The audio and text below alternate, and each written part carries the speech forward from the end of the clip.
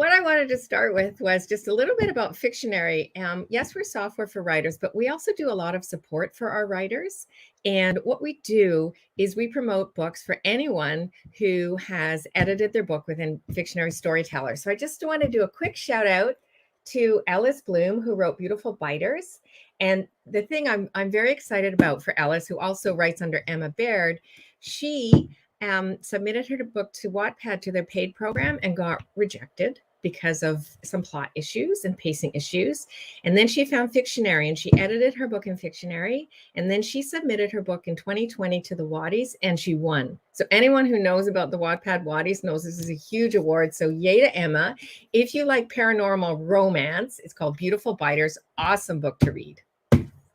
Then there's Oil and Dust, another recent one by Jamie Fairley, and it's a dystopian adventure, I'll call it, a bit of fantasy in there. And this book was edited in Fictionary and it was chosen by Barnes & Noble in September for their book of the month. And right now they just picked it for their serial reads. And so if you've viewed Fictionary before, you know it really works hard on the scene. And serial reads is putting a book out one scene at a time. So it's perfect for that. So I'm super proud of these two. They're the latest ones to go through Fictionary. If you've edited your book in Fictionary, let me know, send me an email and we'll put it out there. Okay, the other thing I wanted to announce is that we are going to do a Fictionary Book of the Year award this year. This is our first little sneak peek about it, not really an official announcement, but I'm going to talk about it anyway. And what we're going to do is we are going to pick the best unpublished book. You can have other published book, but a book that was edited in Fictionary. And the judges are going to be our Fictionary certified story coaches. And I see that Lucy Cook is here, and she's actually one of them who will be on the judging panel. All right, so we have lots of topics to cover today, and I'm going to send out lots of things in the handouts to cover areas of that I'm going to skim over pretty quickly. So I'm going to try and share my screen again, and I really hope this works. Okay, so somebody please tell me if they can see the fundamentals of editing.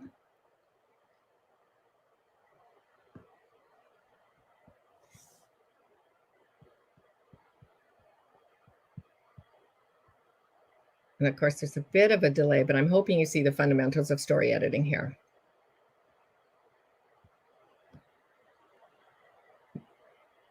Can see. Perfect. Okay, good. All right. So let's start with what is story editing. So story editing is a structural review and revision of your manuscript focused on characters, plot, and settings, and the story you're telling. So what we're doing at this point, you've written a first draft, basically. You have a beginning, a middle, and an end, and you're focusing on the story itself, not on prose, so we're not going to be copy editing yet, or proofreading. Okay, so the hardest part about story editing is being objective on your own work. And really, you have to know the biggest question you have to answer is, how do you know when a story works or doesn't work? And so it's very difficult using a flat file. So you know, if you're skimming, maybe it's bored. If you're confused, there's probably an issue. It doesn't feel right. But these are all very vague things and really, really difficult to fix. So I'm going to give you a way to look at your manuscript and review it from a very objective and structured point of view. Okay, so you can do it this way, but it's hard. So you can use a word processing software like Word or whatever, it doesn't matter, along with spreadsheets. And this is a spreadsheet I actually used before Fictionary on one of my novels so that I could perform my own story edit. And, you know, I basically had, I think, 89 columns and then a row for every scene. And, you know, went through on a scene by scene basis to edit my novel. So it took me a really long time. So then when I built Fictionary, what we did is that we created the Fictionary Story Arc. And I want to show this because here, this is how you ask yourself if you have a story. And so I'm going to talk about this in a little bit more detail, but the fundamentals of the story arc have been around since the beginning of time. And this is Beowulf, and it was written around 700 BC.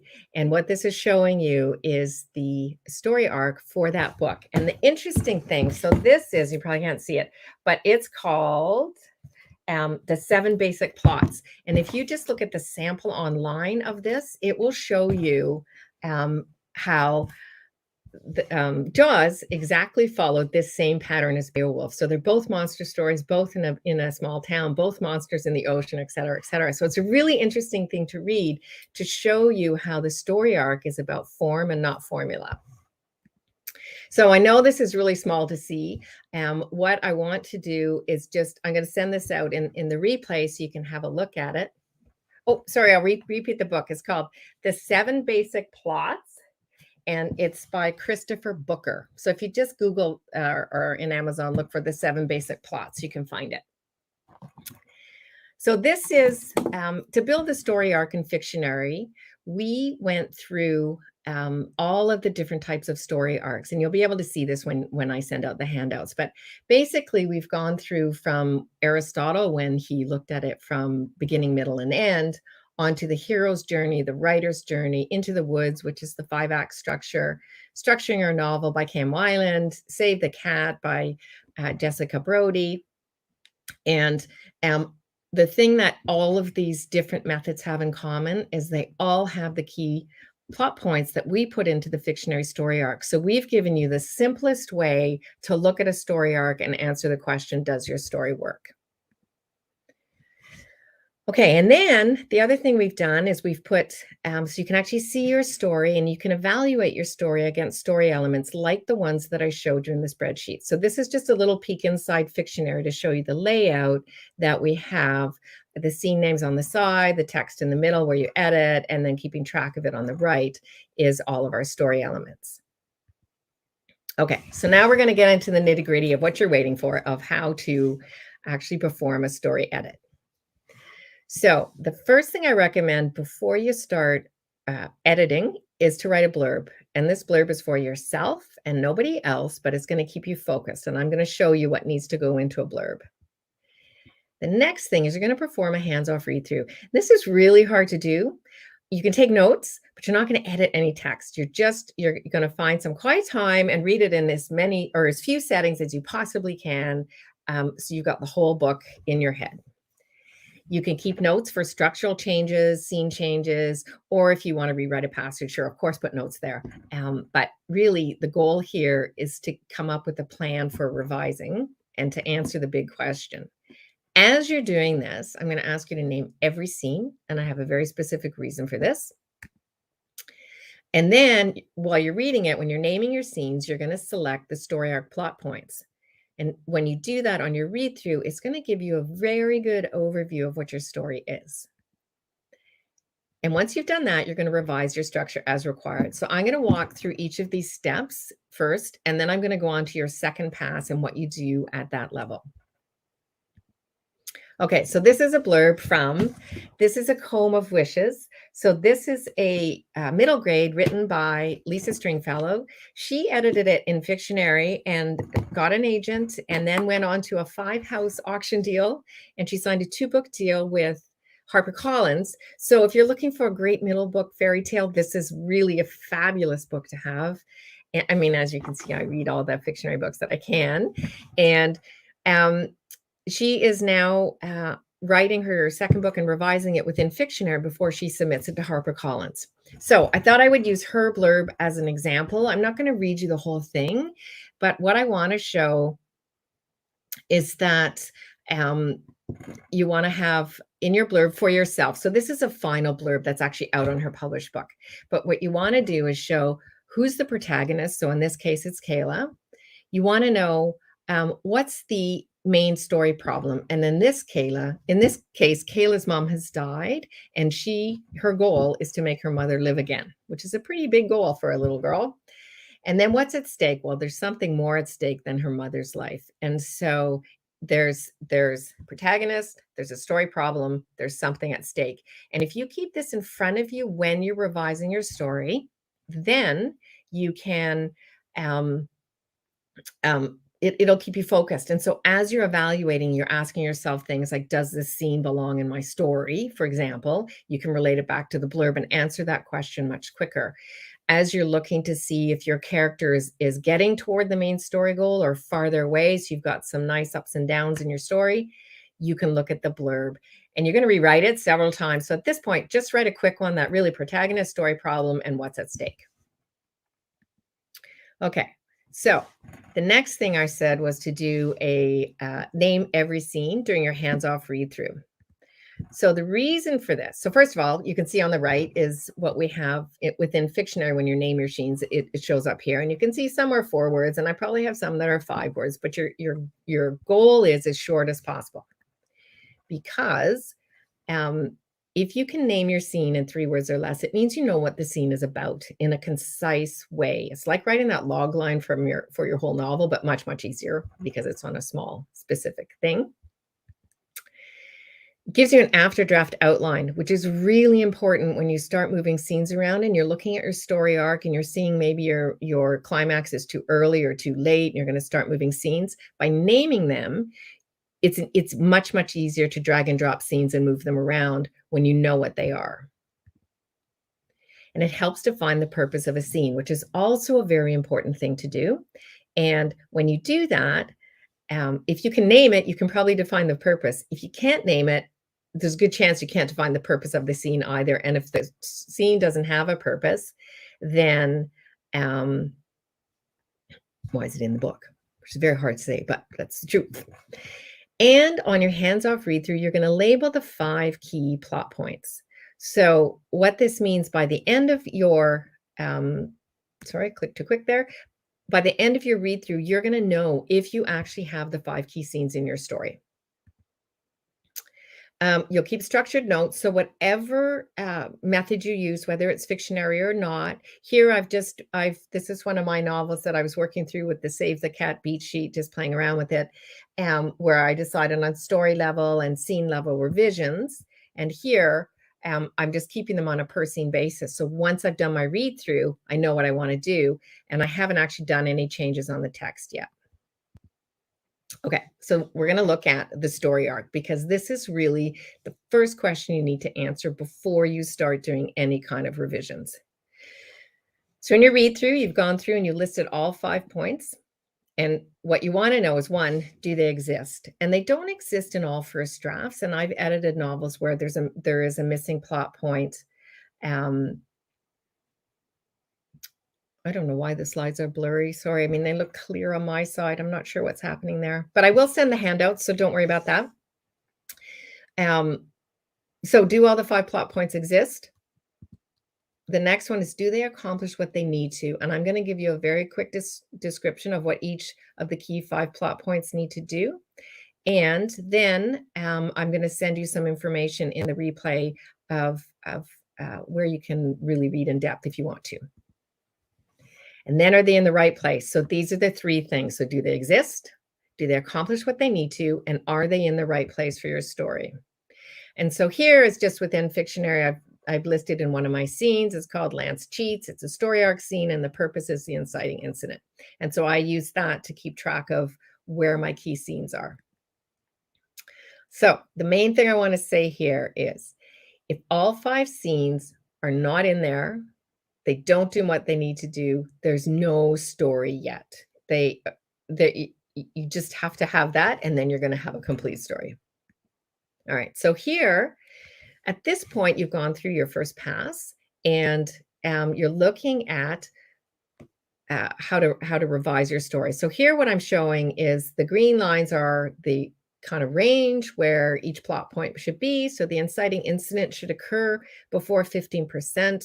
There is an argument now that it should be even earlier because of the way some of the online platforms like Amazon are working, or their Novella program, or the Barnes & Noble serial read program, where they cut you off at 10%. So you might want to try and get your inciting incident before 10%. So what we're showing here is the 5 key points are the inciting incident, plot point 1, the middle plot point 2, and the climax. And I'll define each of these as we go. Plot point 1 should be between 20 and 30%, and these are ranges. And then the middle is between 45 and 55%. Plot point 2 between 70 and 80%, and climax between 85 and 95. So when you're going through and marking your scenes, you want to keep in mind these placements. And as you revise, you can see here, the plot point 2 is coming too early. And it means it's too close to the middle, which means the feeling or the scene, the story between the middle and the plot point 2 is going to feel rushed. And then it's too far from the climax. So it's going to start to drag. And so here the writer needs to move plot point 2 later. And you can do that by adding new scenes or moving scenes around, etc. Okay, so I missed the whole thing. Okay, we'll keep going. So here we're going to look at story elements to evaluate.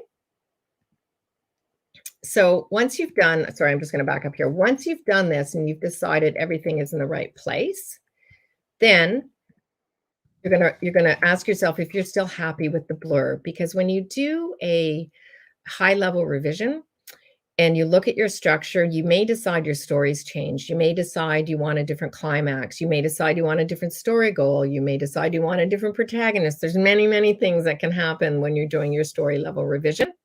And so look at your blurb and see if it's still applicable. If it's not, you want to rewrite it. Then on your second read through, you're going to evaluate the story elements at the scene level. So you can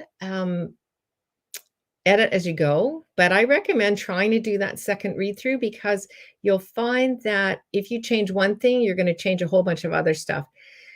And you might not want to as you get later. And so you might waste a bunch of work. And so typically I like to keep notes on it of what I want to revise. And then when I'm set, I start my revisions. So one of the things I'm going to send out in the replay is I'm going to send everyone a copy of our ebook, Story Elements, which is 15 of the story elements described in detail, including all of the key points on the story arc. Okay, so scene by scene editing. And this drawing was actually done by one of our Story Coach editors, Lucy Cook, and I love it. So I borrowed it from her. So a scene is just a section in your novel where a character or characters engage in action or dialogue. And that's it. So it's just a piece, and you get to decide as the artist what goes in that scene. So when we evaluate a scene, we're looking at character, plot, and setting, and they all interrelate and mix up with each other. So you can't have one without the other. You may have more emphasis on one than the other, depending on the type of book, but all of them go into your edited story. So they're super important to keep in mind. So when you're performing your story edit, you want to look at where you start a new scene. And this is often a difficult thing for writers, especially newer writers, of why would you start a new scene? And so there's 3 ways you can do it. You can do it when the point of view character changes, and I'm going to talk about point of view in a little bit and explain exactly what that is, but it's basically the person who's telling the story. If that changes, you can start a new scene. If there's a time change, it could be 5 minutes, it could be 5 years, but if there's a time change from one action to the next, and you don't want to describe the middle piece in between, you can start a new scene then. Or if there's a location change. And so if you're having trouble figuring out where your scenes are starting, this is a great way to just read through and look at where does the point of view change, the time change, or the location change. And that will give you your first step at structuring your scenes. So, and Patricia says, what about goal? Intention, obstacle. Yep. So anything big that changes, right? So you can look at if there is a protagonist changes their goal. Absolutely, you can start a new scene then. There's many things or many ways to do it. These are the 3 most obvious that make it super easy for a newer writer to figure out how to start their scenes. And once you know this, you'll figure out other ways that you can start your scene. And having a goal change is a great place to start a scene. It's also a great place to end a scene with a little bit of an exit hook there. Okay, so when you look at every scene, you want to ask the purpose of the scene. And you want to ask why each scene is in your story. So what we're showing here is inside Fictionary, there's character introduction, inciting incident, another character introduction, builds a sense, builds suspense. So you can choose from a drop-down menu, but you can have any kind of purpose you want for your scene. It could be a clue, it could be a red herring, etc. And what you want to do is go, okay, so does the scene have a purpose? And does it relate to the overall plot? And this is where you pull out your blurb and you read your blurb and go, how does this scene relate to the blurb? Is it moving my protagonist closer or farther away from their main story goal? And the other problem that sometimes occurs with the purpose is, does it have too many purposes? So in this case, a scene can seem unfocused, and it can confuse the reader. It's not as engaging because there's too many things going on. And so if you're feeling that a scene is lacking depth, it could be because you're trying to do too much with that scene. And maybe it should be 2 scenes or 3 scenes. And you pull out the purposes, focus on the one that is most related to the blurb, and keep going from there. Okay, so now we'll talk about the point of view character. So we've looked at, you've named your scene, you know the purpose of the scene. Okay, now you're asking, whose scene is this? So it's the character who is telling the story at any given time. And what that means is, particularly if you're writing close point of view, anything that's happening in the scene can only be described if it can be seen, smelled, heard, touched by the protagonist. So, for example, I'm sitting here talking to you. If there's something going on in the other room, I can't hear it, see it. I can't tell you about it because I don't know it's there. If I told you something was happening over there that I don't know, that's called head hopping. The point of view character may be the protagonist or may not. Some books are written from one point of view, and that's the protagonist the whole way through, and it's very tight. Others are written from multiple points of view, and so that's great too. Okay, and then we have a question about this. Can we make a character in the background switch to protagonist as a plot twist? Risky. And the reason that's risky is the reader expects to follow the protagonist through the story, and they're going to feel a bit ripped off if that's not really the protagonist, it's somebody else. You have to make sure you're doing it super carefully. And in this case, I would get some beta readers and get some feedback on whether it works or not. It's a delicate thing to play with. Typically the protagonist is the first character introduced, doesn't have to be, but quite often, and will have the most points of view for the scene. And the reader needs time to get attached to them. And if they get attached to them and then it's somebody else, it might work, but I would be careful about it. Okay, so point of view. Here's the problem with head hopping. Yes, you're right. And Hitchcock is a fantastic, sorry, somebody said risky, but Hitchcock pulled it off. Yes, of course. And there's lots of things like this point of view and head hopping that I'm going to talk about where very accomplished writers can do it. And of course you can do it if you do it well. And that's what I'm trying to caution here, is that make sure it's done well if you're going to do something out of the ordinary. Yeah, and Game of Thrones is another great example. So the point of view is a promise to readers. And if you break it, it's called head hopping. Now, lots of writers head hop. So Louise Penny is one, Nora Roberts is another, but they know how to do it. And so if you want to do it, practice it. And so I recommend when first starting out, you do one point of view per scene so you have full point of view control and understand what it is. Because if it's not done well, it jars the reader from the story. They get confused because they're not sure whose thought it is or whose action it is. It takes extra words to do it right. So the reader needs to be told you're moving from one point of view to the other in some way. And it also slows the pacing. So again, it's one of those things that I recommend. Get really strong at writing point of view, have control over it, and then you can play around with doing whatever you want. And again, beta readers are a great help. If you're trying something new and you want to see if it works, it's always good to get some external feedback for it. Okay, so to analyze your point of view, when you're looking at your own story, you want to list every point of view for the scene. And the first question to ask is, does the protagonist have the most point of view scenes? So yes or no. If it doesn't, maybe it's the wrong protagonist.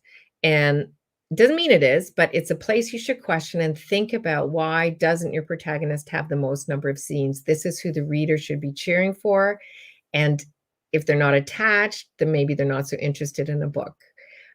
Typically, the first point of view is the protagonist. And then again, if it's not, then just have a reason. Make sure it's needed. Sometimes a prologue, it's somebody else's. So what we're trying to do here is give you some guidelines to look at and make decisions for it. This is particularly important in a multi-point of view story. If you only have one point of view character, it doesn't really matter because the balance is one. You want to have enough point of view scenes for your readers to connect to your protagonist. And you want to make sure it's not unbalanced. And by unbalanced, I mean, if somebody writes a book and there's 100 scenes and the first 50 scenes are from one point of view, and then all of a sudden there's another, and then it's back, there better be a reason for that, because that's really jarring to the reader to be so long with the point of view and it comes across as unbalanced. Or if there's a whole bunch of points of view and the protagonist is scattered through, also unbalanced. And so you want to be able to control these things. Can you have your FMC and MMC have equal amounts of third person omniscient for a romance? Yes, you can. Absolutely. And romances typically go between the two. There's usually one of those characters is the true protagonist that the reader's really cheering for. And the way to figure out who that is, and in romance it can be tricky, is who has the most to lose when it comes to the story blurb and what's at stake. And that is probably the protagonist. Now, they're very close in a romance because of obviously the way romance works, but you still should have one protagonist.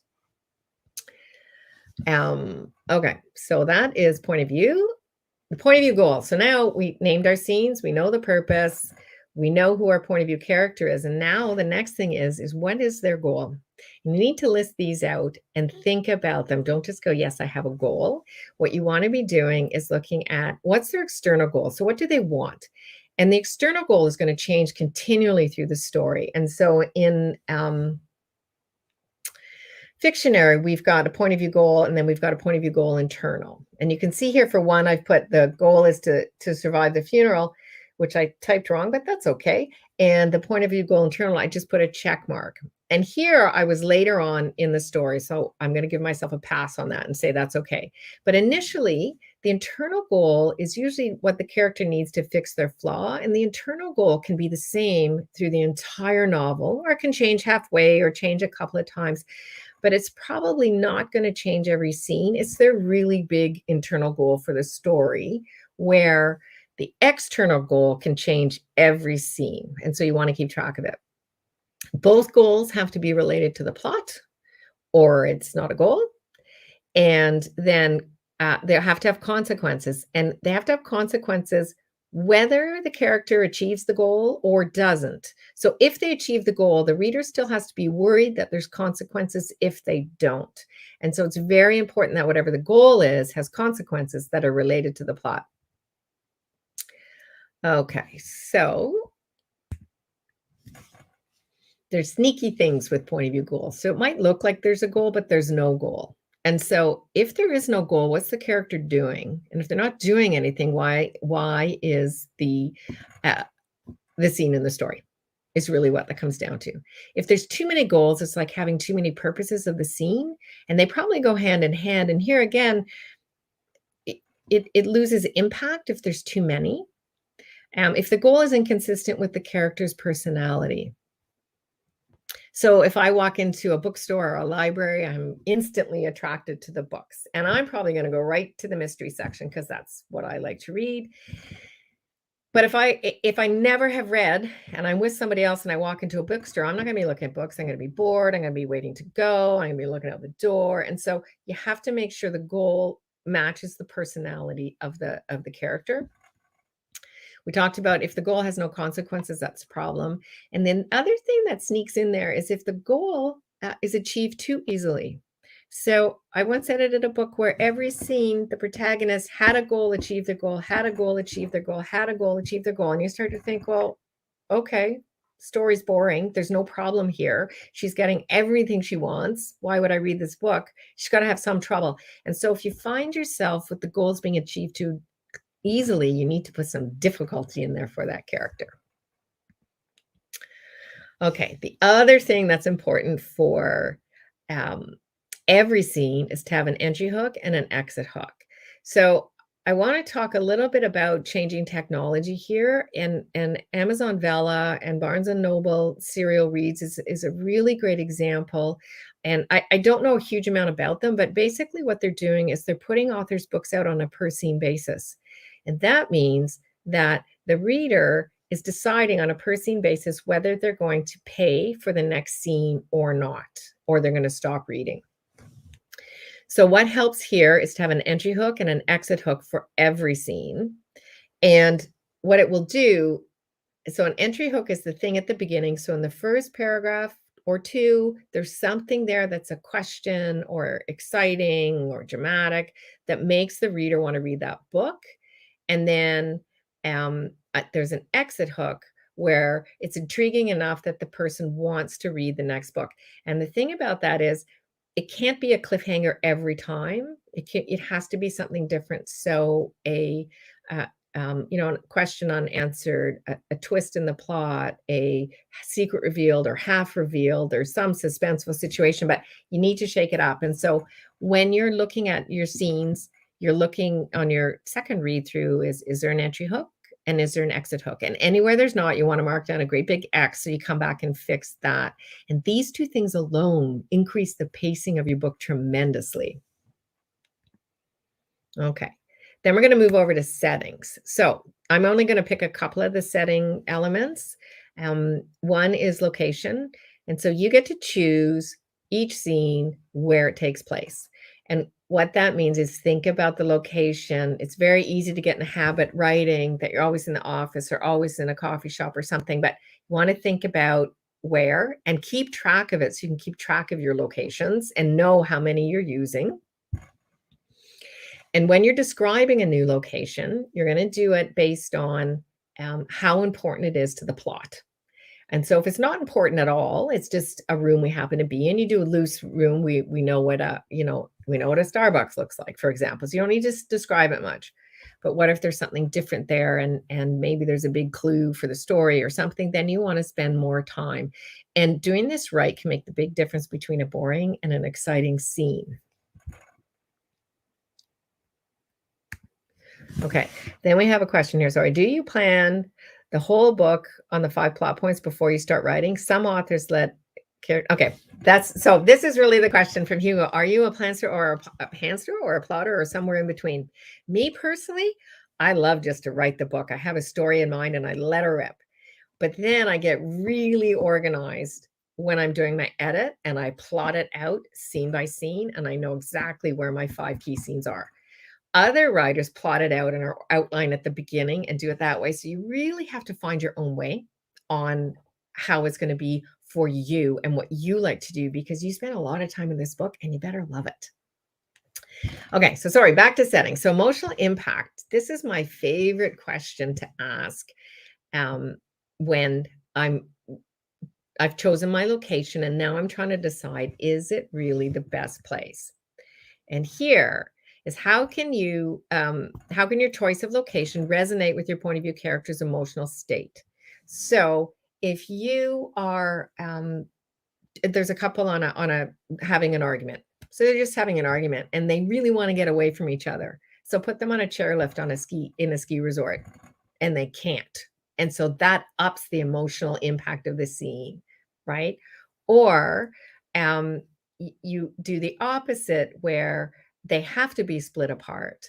So you can do lots of things with location that impact the emotional stakes of the scene. So Peter has a question. How late can you introduce the protagonist?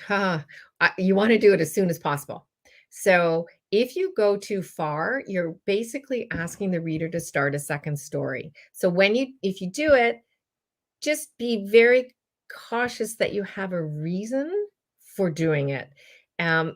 Readers like to get engaged with their protagonist soon. So there's no right or wrong. You just want to make sure there's enough tension, suspense, excitement in that beginning part of your book, and then a good transition to the protagonist. So have a specific reason for not introducing them, then that's okay. Okay, so we'll keep going here. So back to setting. You can have too much or too little description. So let's face it, we've all skimmed. I don't really need to know this. Or we've read books where you don't know where the character is. And that's fine if the character doesn't know where they are. But if the character does, then you should too. So if you can't picture it as too little, if you're skimming, it's too much. If it's unclear where the scene is taking place, that's obviously there's too little. If the description is not consistent with the point of view character, like I talked about, excuse me, if the location is cliche, or if it's repetitive for no particular reason. So this is actually an analysis that an editor did of one of my scenes in a book where I didn't describe anything. I was all excited about what was happening in the scene and the characters interacting. I kind of forgot that part. And I had to go back and rewrite the scene. And it's just because I got excited as a writer. I know how to describe stuff. And so I thought I would just put this up there to show you that, yep, that's what I got back from an editor. Okay, so the last element I'm going to cover is tension. So every scene has to have tension. And the difference between tension and conflict is tension is the expectation something bad is going to happen. And conflict is it actually happening. So I'm going to give you a real life example. When I was in my last year of high school and I really wanted to go to my prom, and my girlfriend and I decided we were going to skip an afternoon of school. And so we forged some notes.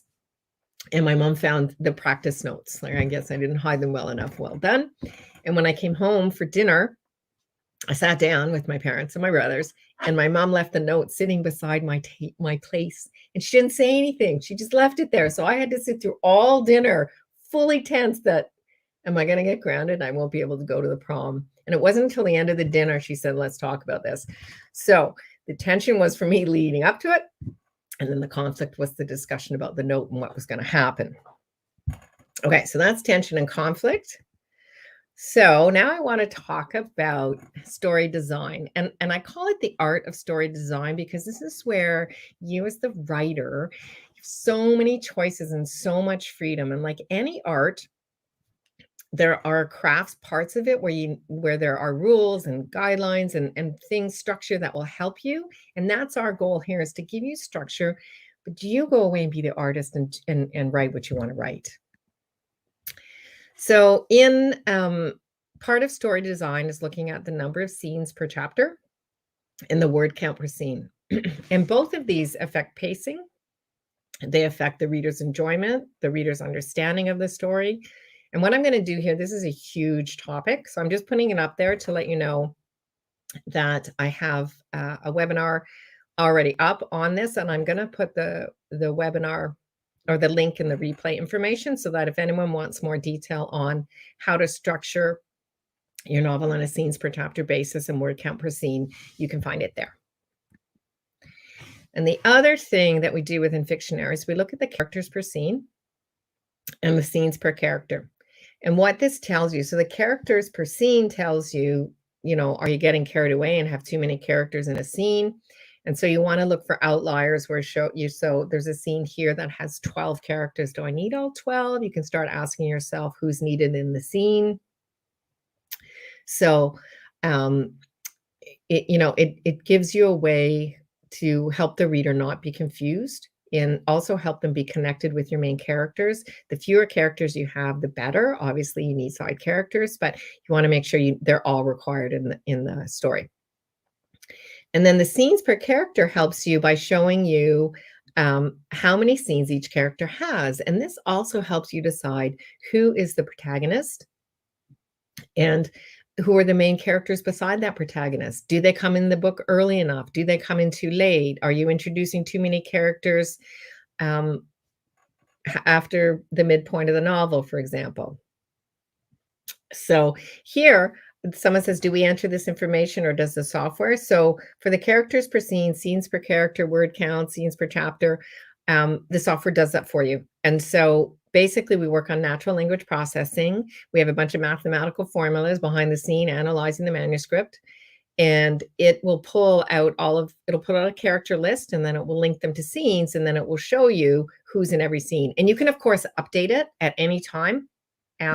Sometimes names like Virginia, hard to do because is it the state or is it a person, gets confused. It tries to decide on sentence content, but tricky.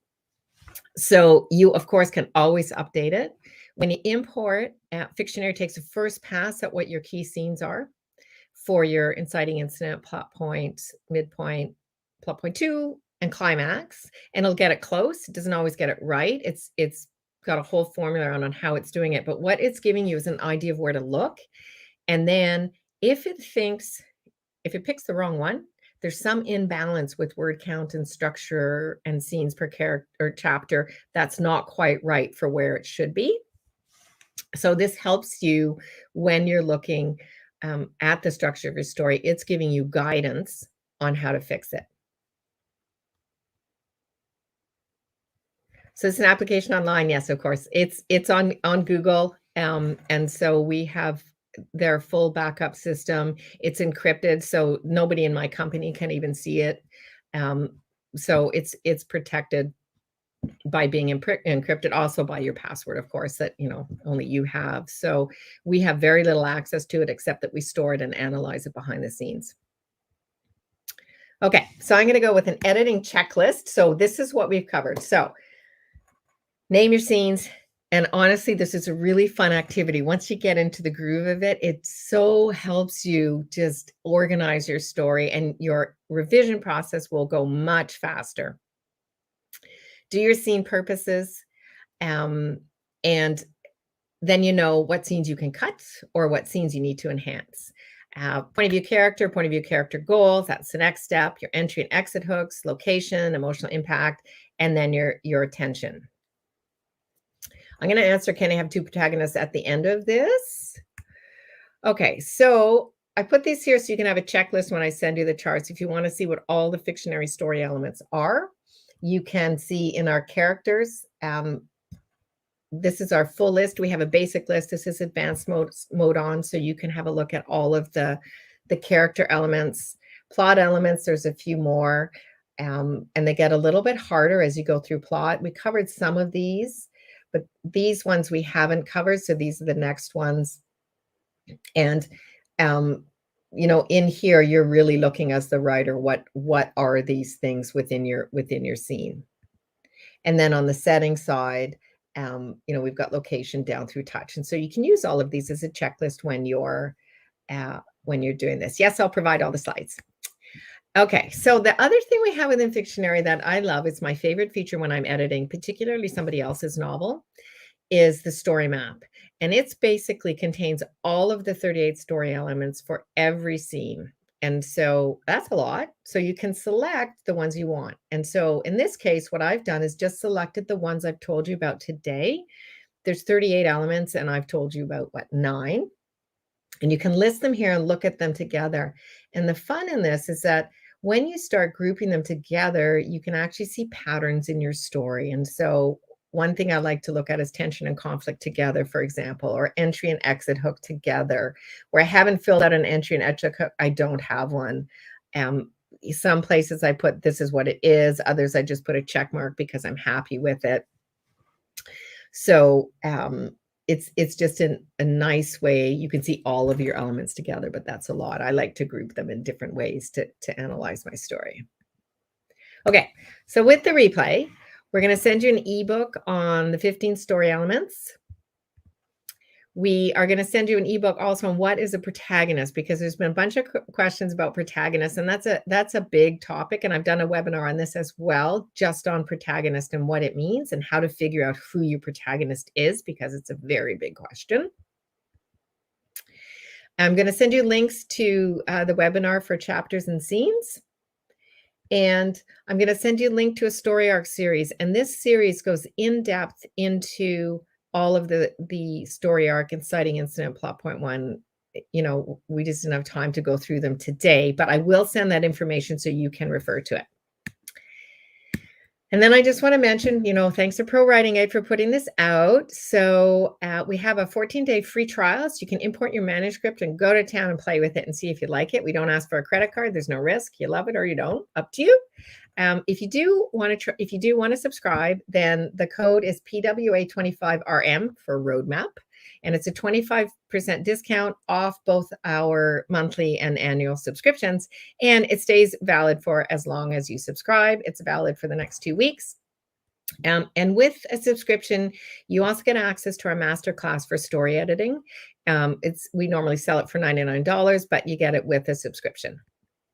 Okay, and the last thing, I'd just like to say something personal about myself, that besides being an editor and a writer, I volunteer and I train guide dog puppies, and these are all the puppies that I've trained.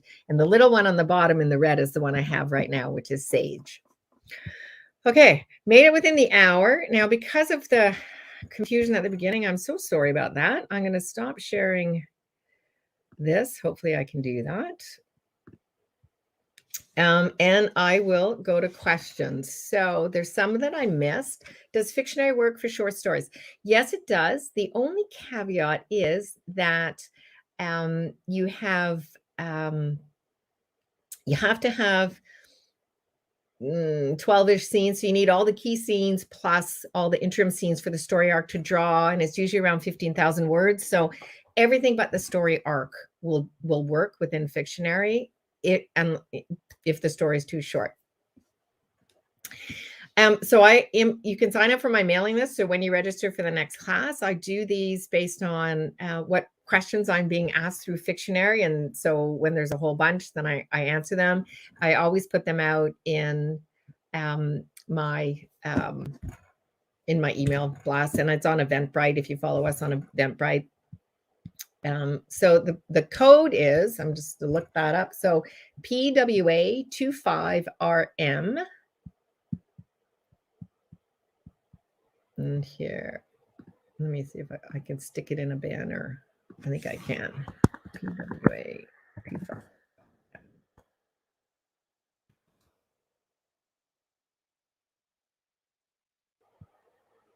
Okay, there. That is the code, PWA25RM. Yeah, my dogs are cute, aren't they? So much fun. Okay, I did the code. I'll just scan back here. Everybody likes puppies. Okay, what if a character has multiple names? Okay, that you have to be careful with. So what I would do inside Fictionary, I keep track of both names to see when and how often they're used. And then you've got to add hints to the writer to show them what that it's referring to the same character. So maybe they have some physical attribute or some interesting job or something, but it can get really confusing to a reader. And so you have to be careful that every time one of the names is used, the reader knows who the person is. Okay. Does it interact with Scrivener? So we have lots of Scrivener users. People, what they do is you export or compile from Scrivener into a docx file and then import the docx file into Fictionary.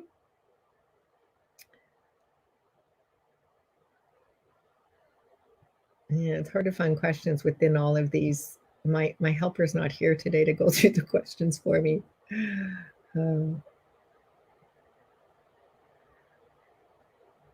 Okay, so do you do this? You do this analysis for all scenes.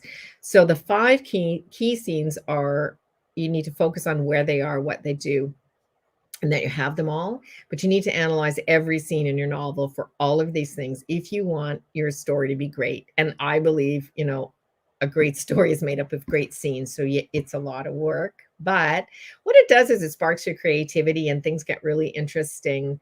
You get lots of great ideas when you're looking at, what could I do for an entry hook, or how could I add tension to this scene? And so for me, it just sparks my imagination, and I find it kind of fun.